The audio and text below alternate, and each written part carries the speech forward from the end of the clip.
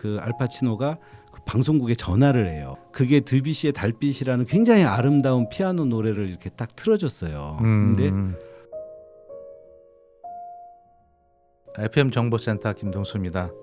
FM 정보센터 뉴스와 이야기는 대전과 세종의 뉴스를 이야기로 함께하는 시간이 되고자 합니다. 한밭 FM, 세종 FM이 협력하여 제작하고 편성합니다. 대전 93.7MHz, 세종 98.9MHz로 청취 가능합니다. 유튜브 채널 한밭 FM과 세종 FM에서 다시 보기 가능합니다. 충청권 공동체 발전에 기여하는 프로그램이 되겠습니다. 오늘은 새로운 생각 연구소 조상호 소장님을 모시고 이야기 나눠보는 시간 갖도록 하겠습니다. 조상호 소장님은 새로운 생각 연구소 소장을 지금 하고 계시고요. 더불어민주당 세종시당에서 상임부위원장을 근무하셨고 세종시 경제부시장, 정무부시장을 지내셨습니다. 더불어민주당 당대표실 정무조정실장을 근무했고 세종특별자치시 비서실장도 하셨습니다. 이해찬 의원실 보좌관으로 근무하셨고 재단법인 광장에서 연구실장으로 근무한 바 있습니다. 고려대학교 대학원에서 정치외교학을 전공하시고 건국대학교 충주 캠퍼스에서 행정학을 전공했습니다. 안녕하세요, 소장님. 예, 안녕하십니까. 프로필이 엄청 많네요. 말씀 들어보니까 지나간 삶이 갑자기 되돌아오는데요. 예, 하여튼 오늘 세종 FM 첫 출연인데요. 네네. 시청자 여러분 대단히 반갑습니다. 네, 반갑습니다. 예, 그 우리 바른 생각 연구소, 새로운 생각 연구소. 자꾸 네. 바른 생각 알아요? 바르다고 생각해서 그런가요? 우리 연구소 설립 계기와 목표는 어떤 것들일까요? 근데 이런 말씀 주셨으니까 하나 추가하면 네. 제가 이제 며칠 전에 예, 저희 예. 더불어민주당의 민주연구원이라는 이제 정책 싱크탱크가 있는데 네. 민주연구원에서 이제 균형발전 행정수도 담당하는 부원장을 최근에 맡았어요. 그것까지 예. 좀 안내해드리겠습니다. 아, 예. 네, 연구소가 싱크탱크인 거죠? 네, 그렇죠. 예, 두 군데 연구소에 근무하고 계시긴 상황이 됐네요. 그렇게 됐네요. 근데 공통점은 이제 비영리라 보니까 이 급여가 없다는 공통점이 있습니다. 예. 활동비는 나오나요? 없습니다. 아, 참 안타깝습니다. 그러면은 연구소 네. 설립하게 된 계기는 어떤 측면이 있을까요? 그러니까 제가 이제 그런 말을 하나 만들었는데 제가 알기로는 인터넷에도 없는 표현인데 이제 스탠다드 비즈니스라는 말을 만들었어요. 그러니까 우리는 표준업이라고 해야 되나요? 그러니까 표준 산업이라고 표준 산업. 봐도 될 것 예. 같은데, 그러니까 세종시는 행정 수도잖아요. 그러면 네. 행정 수도가 할 수 있는 일 산업 중에 뭐가 있을까 생각을 해보면 네. 당연히 우리 국책 연구기관들과 같은 연구하고 정책을 만드는 일이 행정 수도에서 반드시 좀 이루어져야 되는데. 저희 연구소가 설립되기 전까지 이런 공식적으로 연구 활동을 주되게 하겠다는, 물론 시민사회 영역에서도 예. 그런 활동들이 많지 않아서 제가 그런 저희 연구소 이제 비영리 사단법인인데 그런 행정 수도에 걸맞는 정책 연구 개발 활동을 좀 해보자 해서 저희 회원들하고 같이 새로운 생각 연구소를 설립하게 됐습니다. 그러면은 우리가 행정중심 복합도시 네. 세종특별자치시에 걸맞는 네. 어떤 정책적 비즈니스와 관련된 것들을 고민하는 그런 연구소라고 보면 될까요? 네, 그렇죠. 그러면은 뭐 지방 자치단체와 관련된 이야기들이 많이 다룰 수 있겠네요. 중앙정부에서 준비된 어떤 정책들이나 이런 것들을 지방자치단체에서 해야 될 일들. 그러니까 원래 설립할 때보다도 실제 이제 저희는 이제 세종특별자치시 이제 등록 비영리법인이거든요. 그러다 보니까 우리 시하고 관련된 연구 주제도 좀 다뤄달라는 요청이 좀 있었어요. 예. 저희 연구소 모토가 예. 사회적, 경제적, 환경적으로 조화를 이루는 예. 지속 가능한 사회를 만들자 이런 취지거든요. 예. 그래서 그게 지금 한국 사회 또는 우리 세종시가 처한 위기를 좀 극복하는 조금 더 진보적인 대안을 내자. 그래서 범위는 상당히 넓죠. 예, 그런 네. 것들을 다루고 있습니다. 저는 뭐 여기 저희 방송국이 있는 위치한 곳이 국책연구단지다 네네. 보니까 국책연구단지는 어떻게 보면 중앙정부 대외적인 거, 네. 국가적인 차원에서의 일들, 세계적인 일들을 네. 같이 고민해보고 그런 것 같아요. 근데 네. 이제 그런 일들이 우리 지역의 국민들한테 피부에 와닿으려면은 중간 단계의 어떤 연구도 풀어내는 그런 과정들도 필요했어요. 저는 처음에 들을 때 네. 네. 그런 일들의 역할이 더 중요한 부분이 아닐까 이렇게 생각을 했었거든요. 그러니까 또 제가 뭐 이 사례를 하나 들면 네네. 저희가 이춘희 시장님 때 영국 표준협회에서 세계에서 가장 앞선 스마트 시티로 인증을 받았거든요. 아 인증이요? 예. 근데 이제 저는 그걸 스탠다드 비즈니스라고 부르는 건데 네. 우리가 행정 수도잖아요. 네네. 그리고 우린 스마트 시티란 말입니다. 네. 우리 시 또는 우리 시에 있는 기관들이 글로벌한 차원의 스마트 시티를 인증하는 사업을 우리가 해야 되는 거 아니냐 이런 생각을 갖고 있는 거예요. 그러면 예를 들면 전 세계에 있는 수많은 도시들 중에서 우리 세종시가 가장 발전된 도시니까 네. 우리의 스마트 시티를 담당하는 중앙 부처 그리고 네. 또 국책연구원 또 대학이나 아니면 관련한 기업이나 연구소들이 참여해서 글로벌한 레벨의 스마트 시티 기준을 정하고 예. 우리가 신청을 받아서 우리도 영국 표준협회처럼 그런 도시나 이런 지역들을 초청을 해서 우리가 예. 심사해서 그분들이 어느 정도 레벨이다 우리가 평가를 해주는 거죠. 근데 그게 예. 쉽게 생각하는 컨벤션 산업 아니면 예. 호텔 관광 산업하고 다 관계가 있죠. 그래서 예. 런던이나 뭐 우리 잘 아는 라스베가스나 아니면 일본의 도쿄나 아니면 예. 유럽에 있는 좋은 도시들은 대부분 그런 비즈니스를 많이 하고 있고 저는 그걸 줄여서 스탠다드 비즈니스라고 생각을 하는 거예요. 제가 생각하는 거랑 좀 비슷한 면이 있네요. 네네네. 그러니까 우리가 산업 도시는 아니니까 여기가 네네. 그 공업 도시도 아니고 그럼 어떤 일들이 관광 도시도 아니잖아요. 이렇게 네. 그러면 어쨌든 대한민국의 주요 정책들이 돌아다니는 곳이고 그런 사람들이 생활하고 거주하는 곳인데 그거에 걸맞는 그리고 사람이라든지 정보가 유통되는 공간 그런 공간으로 저는 생각을 했었거든요. 네네. 예, 그렇군요. 그러면 그거에 걸맞는 프로젝트 연구라든지 어떤 것들이 이루어지고 있을까요? 그러니까 사실은 꿈은 엄청 높은데 네. 아직은 저희가 좀 많이 할 수 있는 거는 한 달에 한 번 정도 예. 이제 정책을 관련한 이제 토론회나 이제 강연회 같은 거를 우리 회원들하고 시민들한테 이제 보여드리고 있는데 저희가 재작년 이제 4월에 출범을 했거든요. 그래서 아까 말씀드린 저희 그 조화로운 사회를 만드는 모토 중에서 예를 들면 그 설립하고 작년까지 한 5번 정도 이제 연속 강연회 토론회를 열었는데 네. 청년들이 살기 좋은 도시 내지는 공동체를 만들기 위해서 어떤 요소가 필요할까? 그래서 저희가 전문가들하고 이제 많이 상의를 했는데 저희는 5가지로 추렸어요. 그러니까 주거, 일자리, 교육, 건강, 문화. 네. 그러니까 청년들이 이 5가지에 대해 이게 이제 일종의 필수 조건. 그러니까 이 5개가 충족되는 곳엔 사람들이 청년들이 모여 산다. 그러니까 서울 같은 경우는 주거를 빼고는 다 충족이 돼요. 그러니까 주거 문제, 이제 집을 마련하기 어려우니까. 근데 보니까 집을 마련하기 어려워도 나머지 4개 일자리나 고등교육이나 아니면 문화적인 체험이나 이런 게 다 되니까 그 비용을 무릅쓰고 서울로 청년들이 모여오는 거예요. 근데 기회가 있죠. 네, 뭔가 근데 성공할 수 있는. 네. 서울을 제외한 대부분의 도시는 주거 문제나 이 고등교육 정도만 해결을 해줘요.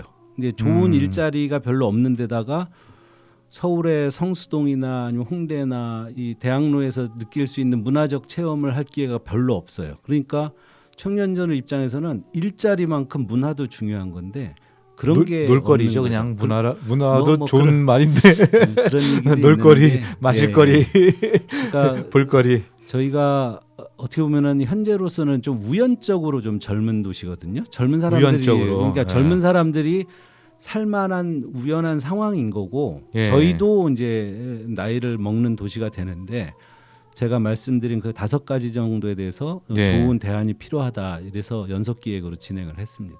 네. 그러면 연구소의 인원은 몇 명? 저희 연구소도 사실 세종시 기준으로 놓고 보면 작지는 않은데 저희 이제 이사진이 그러니까 법정 이사님하고 또 그 외 이사님들 합쳐 한 23분 정도 되고 예. 회원으로 참여하는 분들은 한 200분 정도 되거든요. 그러니까 아, 세종시 규모가 꽤 있는 거네요. 그러니까 비영리 사단법인 중에서는 저희가 네. 5번째 안에 들지 않을까 생각하고 있습니다. 숫자나 네. 연구 인력들 뭐 이분들이 뭐 급여를 받고 뭐 이렇게 하는 건 아니지만은 그에 걸맞는 뭐 박사학위라든지 네, 교수님들 뭐 이런 네. 분들이 좀 계시면서 그렇죠. 같이 그 미래를 위해서 같이 고민하고 생각하는 음. 시간들이네요. 그러니까 저희 관내 대학의 부총장 하셨던 분도 있고 예. 또 우리 문화예술계의 중요한 대표를 맡고 계신 분도 있고 또 한 분은 한국 연극협회 이사장 하셨던 분도 저희 연구소 예. 이사예요. 그러니까 저희는 이제 문화도 되게 중요한 연구 분야이기 때문에 그런 분들이 좋은 얘기들을 많이 해주시고 계세요. 스탠다드 비즈니스를와 연결이 되는 그런 연구원들이시겠네요. 예. 근데 이제 저희는 이제 좀 비영리 내지는 좀 예. 진보적인 그런 정책적인 방향성이 있는 건데 진보적인 방향을 예, 갖고 있다. 네, 예. 네. 그렇게 말씀드릴 수 있겠습니다. 그래도 뭐 그중 여러 분야가 있는데 네네. 가장 주목하는 분야는 좀 최근에 네. 뭐 어떤 것들이 있었을까요? 그러니까 뭐 최근에 이제 뭐 윤석열의 그 친일 쿠데타가 끝나고 아마 이제 대선이 멀지 않았을 거다 많은 분들이 생각하고 있거든요. 근데 뭐 탄핵이 인용이 네, 되면은 네, 바로 네. 대선으로 들어가겠죠. 그러면 이제 여야를 다 떠나서 다들 세종시가 행정수도가 돼야 된다는 거에 크게 이견이 없는 것 같아요. 근데 예. 저는 행정수도가 해줘야 되는 일 중에서 예를 들면 산업으로 보면은 미디어 컨텐츠 산업이 이제 미디어. 국회가 세종시에 오면은 언론 방송이 온다는 뜻이거든요. 그러면 뭘까요? 국회가 아예 완전히 이전을 하면 네. KBS 같은 경우는 본사를 옮길 만한 중요한 변화라고 봐요. 네. 그 실제로 근데 이제 저 옆으로 좀 생각해서 네네네. 제가 미디어에 있다 보니까 네네네. KBS 핵심에 있는 사람들, MBC 뭐 다른 종편들 네네. 아무 그런 생각 안 갖고 있던데 제가. 그렇지는 않고요. 제가 예. 이춘희 시장님 모시고 그때 우리 언론 방송사들하고 MOU를 많이 맺었었어요. 예. 21년도 이 무렵에. 근데 KBS하고는 협약을 맺지는 않았는데 KBS는 사실은 여의도 본사를 좀 떠나고 싶어해요. 재정적인 문제가 첫째인데 국회가 옮겨간다 그러면 KBS는 여의도를 고집할 이유가 없고 팔고 싶다. 네, 그걸로는 말이 되네요. 네, 그러면 KBS가 세종시로 온다 그러면 제가 그때 이제 우리 MBC나 여러 언론 방송사들하고 얘기할 때 우리는 언론 기관이 세종시에 오는 것보다는 미디어 컨텐츠 그룹이 우리 세종시로 왔으면 좋겠다. 그러면 CJ가 와야 되는데. 그러니까 제가 CJ나 아니면 넷플릭스 같은 OTT 업체들 중에서 예. 뭐 동부가 제작본부 같은 거를 우리 세종시에다 좀 설치하자라는 제안을 좀 하고 싶어요. 근데 그러면 이게 또 청년들이 가장 선호하는 일자리 중에 하나거든요. 근데 이제 제가 느끼는 거는 우리가 대한민국 역사상에 가장 성공한 미디어 단지가 상암동. 그렇죠. 인데 거기가 이명박 정부 때 서울시장 때인가요? 네네. 그때 거기 쓰레기 매립장이었던 것을 아주 헐값으로 줘서 부동산 가치가 굉장히 높아진 거죠. 그래서 그 방송국들은 그런 로망을 가지고 있어요. 지금 대부분 다. 근데 우리가 그렇게 싸게 줄 수 없잖아요. 그것도 온전한 행정수도가 된다라고 하면 네. 지금의 행정중심 복합도시 틀을 이제 새롭게 바꾸거든요. 그러면 행정수도에 반드시 있어야 되는 것 중에 하나가 이제 언론 이런 거고 또 외교단지도 있어야 돼요. 근데 지금처럼 LH를 통해서 부지를 이렇게 팔고 사고 팔고 이런 거하고는 아마 다른 관점으로 좀 봐야 될 겁니다. 그래서 저는 만약에 그런 일이 되면은 우리 지금 소위 말해서 행복도시 그 경계 말고 우리 읍면동 단위에 많은 땅들을 진짜 헐값으로 줄 수 있어야 되거든요. 근데 제가 볼 때는 지금 우리 다 땅값이 너무 많이 올라가지고 상암동 정도의 시세 차익을 줄 수 있는 공간이 우리가 있을까? 태종시 내에 그러니까 그런 그래서 저는 어려운 일이 돼 가고 있다. 근데 어려운 일이지만 네. 서울을 빼고는 시도라도 해볼 수 있는 데는 세종시밖에 없어요. 그런가요? 그럼 예를 들면 저희가 LH가 세종시에 납부해야 되는 개발부담금이라는 게 있거든요. 예. 그러면 예를 들면 저희 세종시하고 행복청하고 LH가 협의를 잘하면 그런 재원을 확보를 해서 일단 가장 중요한 거는 지방 정부가 공간을 마련해 주는 겁니다. 특히 토지를. 그러면 언론 방송사들도 특히 아까 얘기했던 이제 KBS 같은 게가 이전한다라는 아주 중요한 계기가 있으면 예. 충분히 시도해 볼 수 있죠. 근데 서울 빼고는 우리만 가능하다. 제가 좀 길게 이야기한 편인데요. 네.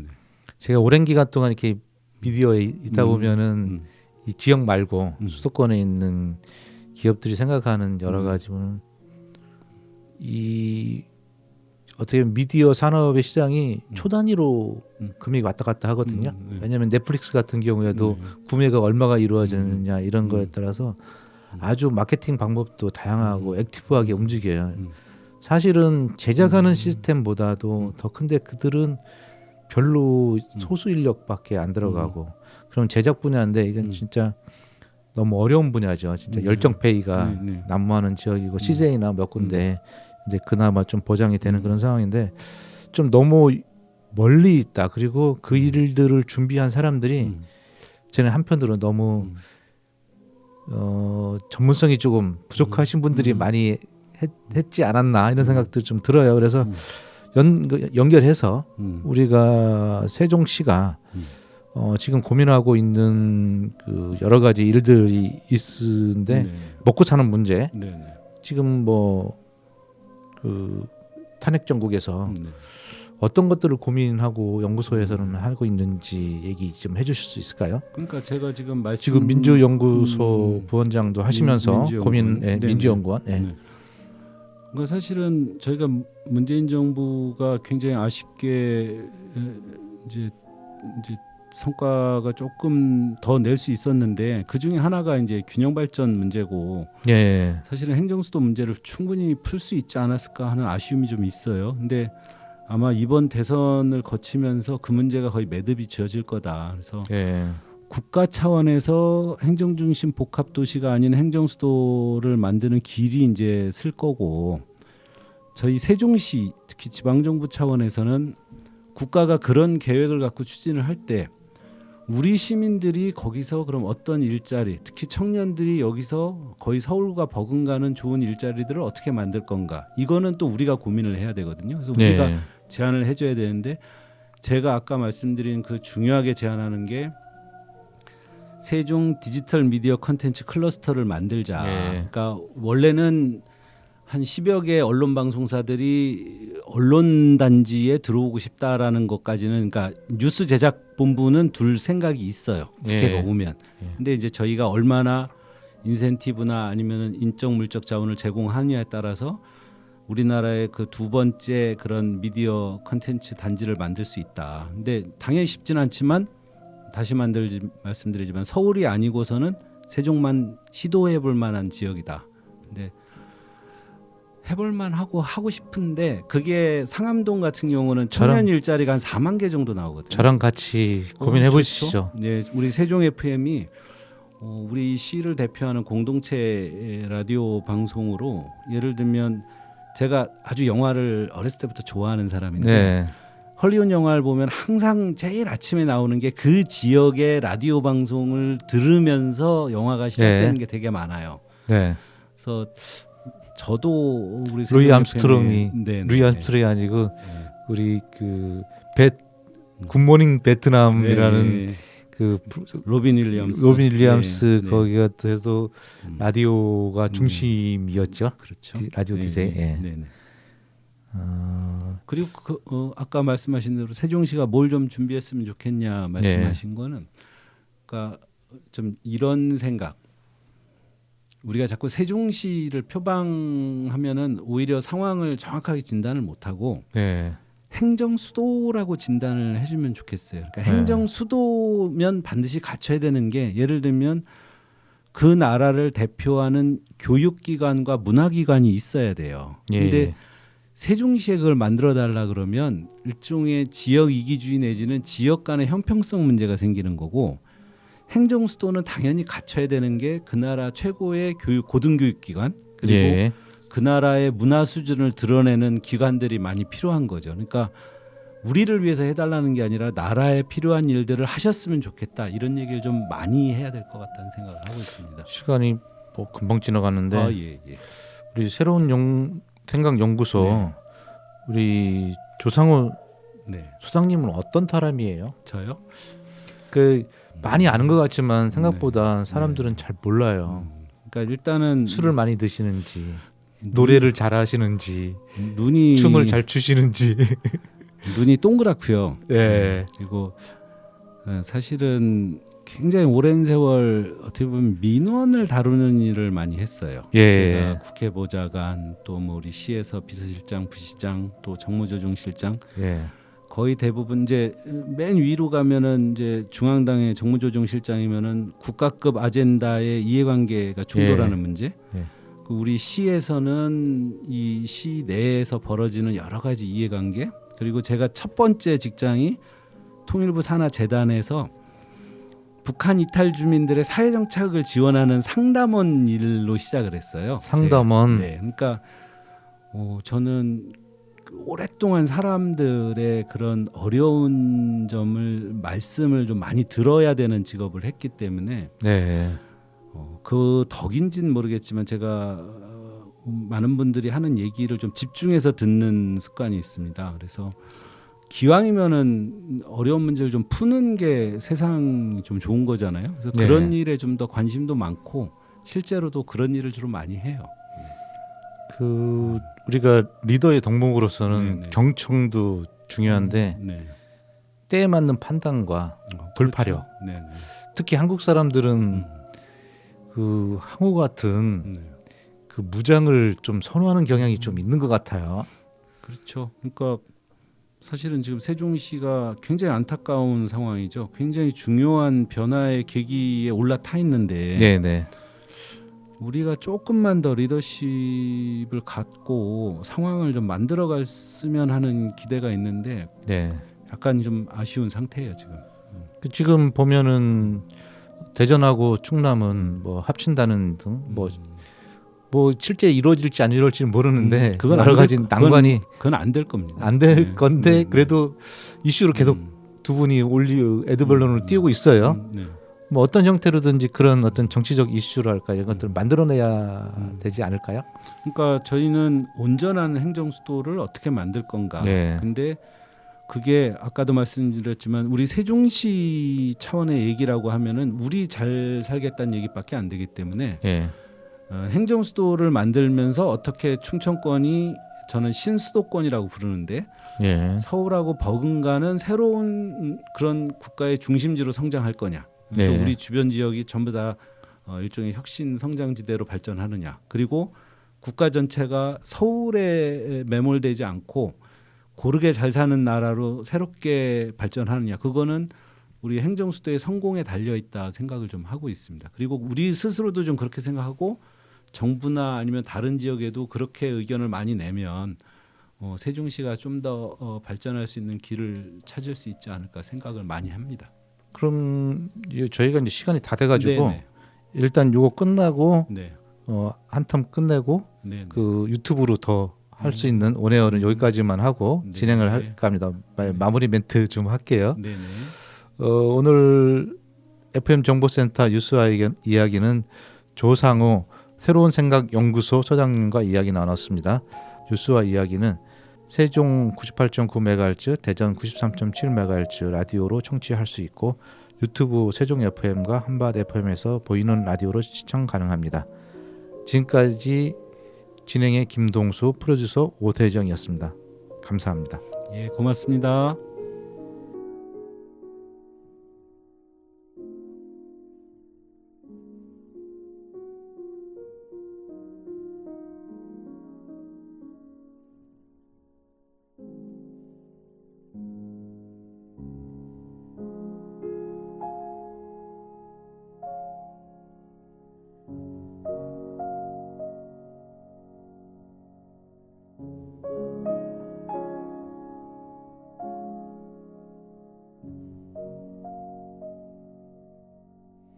네, 이어서 비하인드로 진행해 보도록 하겠습니다. 네. 신청곡 드뷔시의 달빛인데 네네. 어떤 이야기가 있나요?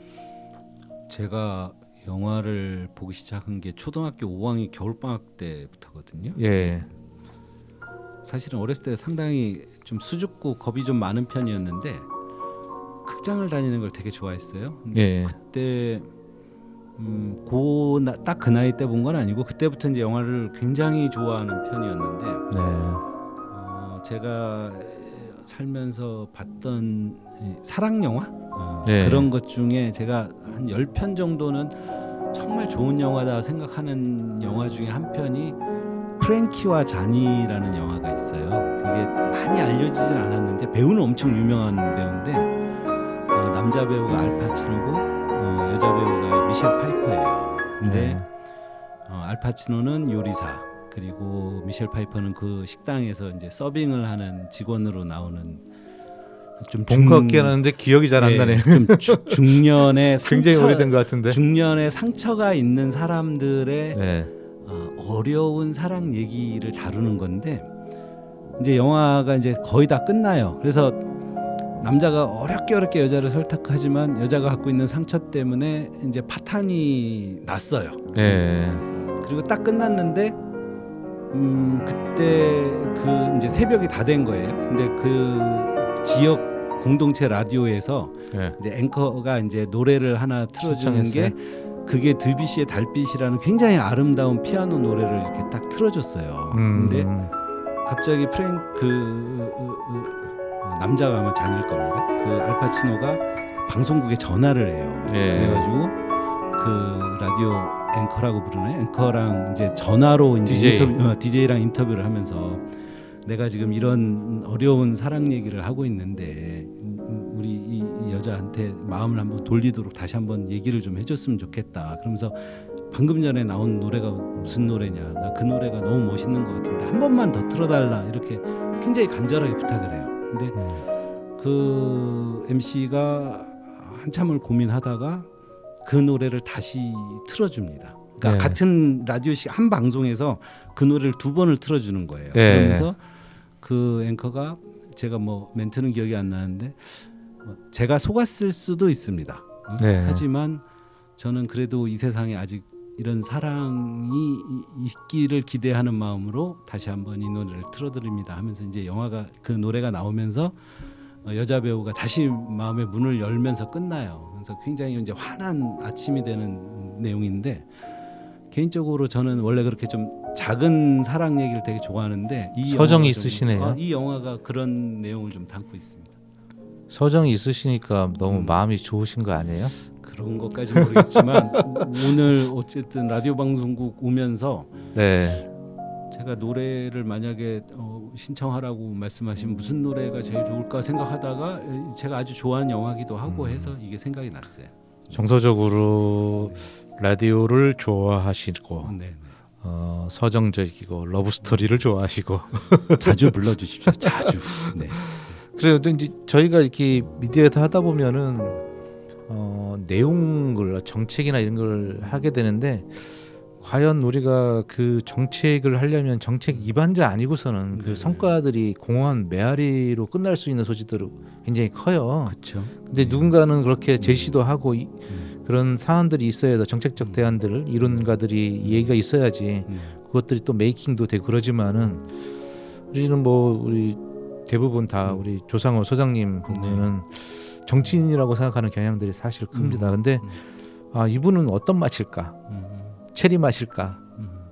그냥 레몬 맛일까? 뭐 그래서 그리고 또 거기에 따라서 어떤 일을 공직자로서 또는 봉사자로서 리더로서 그런 일을 잘 할 수 있는 사람일까? 이런 의무의구심을 많이 갖게 돼요. 그러면은 그런 면에서 본인은 준비되어 있는 사람이라고 봐야 되나요? 아까 뭐 민원이나 이런 게 라디오를 상담원으로도 일을 하시고 이렇게 많이 경청도 하셨는데 그러니까 듣는 것만으로는 안 되잖아요. 제가 사탕 이름이 생각이 안 나는데 예. 이제 두 가지 맛이라고 말씀드릴 수 있겠는데 저 자신은 되게 평범한 사람이에요. 저는 아주 그냥 친구들하고 어울려서 노는 거 되게 좋아하고 웃고 떠들고 이러는 거 되게 좋아하는 그냥 보통의 소시민인데 제가 경험한 거나 아니면 제가 고민하는 그런 정책이나 사상은 약간 비범하다라는 좋은 평가도 받아요. 그러니까 제가 지향하는 거는 굉장히 비범하다고 들었던 거는 뭐가 있습니까? 그걸로 여기까지 버틴 건데 예를 들면 저희 연구소가 작년에 이제 크린넷 문제를 다루는 연구 이제 공개 토론회를 한번 했었는데 저는 뭐 나쁘지 않은 성과라고 생각하는 게 그때 우리 자원순환과 과장님이 오셔서 굉장히 진솔하게 얘기를 많이 해주셨어요. 그래서 그날 약간 이제 단정적인 분위기로 좀 결론이 하나 맺어진 게 우리가 크린넷에서 음식물은 좀 제외하는 방향으로 정리를 좀 해보자. 이 악취 문제나 이게 지금 관로가 계속 부식되고 있거든요. 근데 이게 지금 추세로 가면은 10년 안에 굉장히 돌이킬 수 없는 상황까지 가요. 그 문제를 해결하는 거는 거의 해결책이 없어요. 근데 우리 과장님하고 그 토론하면서 그날 약간 중지가 모아진 게 우리가 음식물 쓰레기를 거기서 제외하자. 그러면 원취지에선 좀 벗어나지만 가장 큰 거는 현 시스템을 한 20년에 30년 정도 쓸 수 있다. 두 번째는 악취 문제는 아마 90% 이상 근본적으로 해결될 수 있다. 그리고 세 번째는 그러면 지금 음식물 쓰레기를 다른 도시처럼 이제 수거 방식으로 할 거냐. 근데 기왕이면은 요즘은 그런 탄소 중립이나 이런 기후 재난 극복하는 아주 많은 새로운 기술들이 있기 때문에 예를 들면 우리 지금 그 쓰레기를 버리는 장소에 작은 설비를 갖춰서 예를 들면 음식물을 완전 탈수 건조해 가지고 아주 작은 그 악취가 없는 그런 분진 가루 같은 걸로 만들어 가지고 이렇게 음식물 건조기 또는 분쇄기 그러니까 그게 소음이나 악취가 안 나는 형태로 만약에 지금도 기술은 있어요. 근데 그런 걸 만약에 우리가 설치를 하게 되면 세종시의 현재 시스템도 그대로 유지하면서 특히 이제 아는 분들은 알아요. 그 크린넷 주변에 있는 분들 중에서 그 악취 문제로 고통받는 분들도 많은데 일단 그 문제 좀 해결할 수가 있죠. 너무 더러워요. 그래서 음식물 쓰레기든 일반 쓰레기든 버리러 가는데 부담이 생길 때가 너무 많아요. 사실은. 그러니까 제가 물론 뭐 행정수도 이렇게 거창한 얘기에 관심도 많지만 저도 소시민이고 집에서는 항상 그 쓰레기는 제가 담당하거든요. 그러니까 그 문제를 좀 해결하는 거를 같이 좀 고민했으면 좋겠다 이런 생각도 많이 합니다. 그러면은 그렇게 영민함이 있어요. 우리 소장님에게. 근데 영민함보다는 반짝반짝한 아이디어보다도 어떤 대외적으로 리더는 사람의 마음을 모으는 일들이 더 중요한 것 같아요. 그 사람들을 설득을 하고 함께 의견에 동의해 주게 만드는 그런 과정들 그런 거에 어떤 강점이 있다고 생각하시나요? 글쎄요, 그거는 어떻게 보면은 이제부터 만들어가는 거 아닐까. 저는 오랫동안 스텝으로 일을 했잖아요. 그러니까 정무조정실장도 뭐 작은 역할은 아니지만 어쨌든 당 대표를 보좌하고 돕는 일이고, 부시장을 했지만 그것도 뭐 경제부시장을 하면서 이제 경제 분야에 뭔가 좀 틀을 만들려고 노력은 했지만 최종 의사결정을 하는 건 아니거든요. 근데 저는 어떻게 보면은 이제 좀 도전하는 사람이다라고 생각하고, 제가 지금까지 경험한 결과나 이런 걸로는 뭐 해볼 만한 자질은 있는 거 아니냐 하는 좋은 평가는 있는데, 진짜로 그런 많은 시민들의 뜻을 모으고 또 우리 시가 발전할 수 있도록 제가 좀 단호하고 흔들림 없는 모습을 보일지는 저도 노력을 해야 되고 우리 시민들도 진짜로 따뜻하되 엄정한 뭐랄까 격려 내지는 그 평가 이런 것들이 같이 있으면 가능하지 않을까 생각합니다. 뭐 오늘 뭐 여러 가지 얘기를 할 수 있지만은 많은 이야기를 하면은 다 듣고 나면은 무슨 얘기했는지 하나도 모르겠더라고요. 저는 오늘 이야기 중에서 아까 그 영화 네. 드뷔시의 달빛 네, 네, 네. 그게 더 기억에 남네요. 뭐 저도 아주 좋아하고 네. 제가 그런 영화들이 좀 있어요. 나중에 그러니까 저 같은 사람하고 너무 딱딱한 얘기보다는 예, 예. 저는 좀 사람들의 평범한 삶에서 우리가 인생의 의미가 뭐냐 이런 얘기를 좀 같이 했으면 좋겠는데 저한테 그런 기대보다는 뭐 이 도시를 어떻게 발전시킬 거냐 이런 걸 더 많이 물어보시는데 기회를 주시죠. 저는 우리 이제 저희 아시는 분들이 시를 쓰는 사람들이 꽤 있어서 네, 네. 보면은 시인들이 좀 더 노력해줬으면 좋겠다는 생각을 가져요. 네. 어떤 생각이냐면은 정치적 견해도 좀 표명도 하고 다른 사람들과 또 연대도 좀 많이 하면 어떨까. 시인들은 문학하시는 분들은 생각보다 독립적이시더라고요. 예. 미술을 하시는 분들보다 훨씬 더 독립적이야. 협업보다는 개인 플레이에 강하고 그래서 그런 부분들을 왜 얘기하냐면은 그런 부분들이 도시가 서정이 있는 도시, 예. 따뜻한 마음이 있는 도시가 되었으면 좋겠어요. 되게 세종시가 이제 건축을 한 지가 10년이 넘어가고 그러다 보면 이제 외벽이나 이런 것들이 낡기 시작하잖아요. 네. 그러면은 우리 영국이나 이런 데 가면은 돌멩이로 만들어서 오래 가는데 미국은 콘크리트로 만들었잖아요. 그래서 이렇게 또 페인트 칠을 계속 해줘야 돼요. 네.